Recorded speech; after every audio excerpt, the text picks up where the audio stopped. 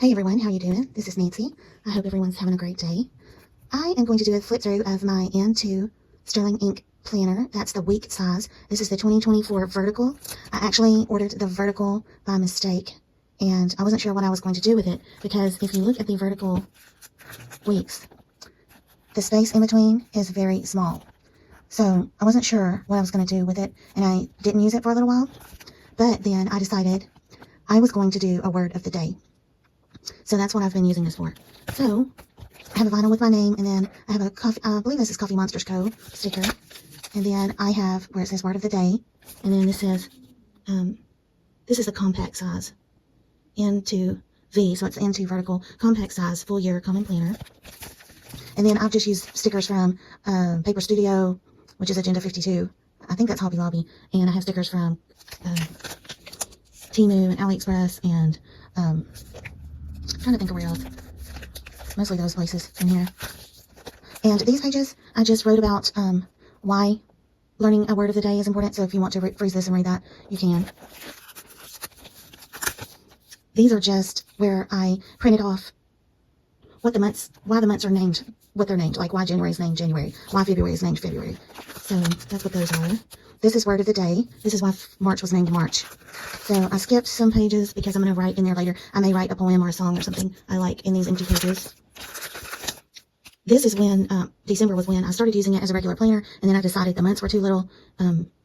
They're kind of like week size, but I wasn't real happy with the weeks, with the size of the columns in the vertical. So I decided it was too small for regular planning. So what I did here is I wrote the word that was the word of the day. And you can use an app, or you can look up word of the day, just Google it, or you can just use words you find when you're reading or whatever. I've used different ways to find the word of the day. And you just write the words you're going to find the definition of. Sometimes I wrote it across this way, sometimes I wrote it up and down. Really, it just depended on my mood, or if the word was real long, then I would write it, turn the book to write it the other way. So that's January. There's February. And these big month stickers came from Hobby Lobby. There's March. There's April. There's May. There's June.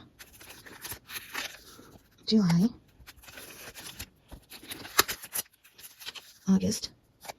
It kind of looks like a crossword puzzle. September. And then October, which of course, today is the 11th. And when I look up the word, it also tells you how to say the word. So some of the words I don't know how to say. So I've got November and December ready. And then that's January for the next year. So here's how I've been doing the words. I turn the book this way, and that's how I write the word. So ambivalent is the word for that January the 1st. And then the next day was replete, and I write the definition across. So then on January the 1st, I would have written just the word ambivalent on the monthly calendar. I would have written the word replete on January 1st of the monthly calendar. So if I go back to the monthly calendar, ambivalent will be there. So it looks like I don't know if I messed that up or not, but that's what I've been doing, is writing the word that I wrote on the week on the day of the month, unless I messed up, which is totally what I could have done. But so I'm writing, and I've decorated the pages some as well. So my hand's making a shadow on the page. I'll just flip through. Some of the pages are sticking together, but sometimes I used my pen and gear pen, which is a gel pen, and sometimes I use my Muji pen or another ballpoint. You can tell when I use the pen and gear, it's really dark. This is a ballpoint, I believe. It's lighter. You can tell when I change to there's the pen and gear. It's super dark.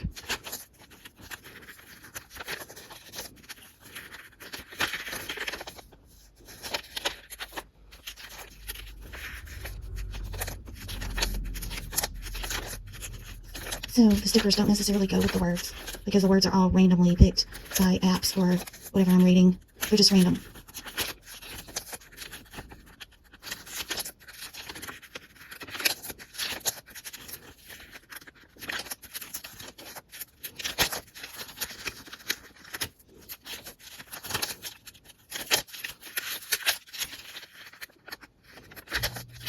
So this is this week, and I have it marked a little clip, and I have weeks ready for later.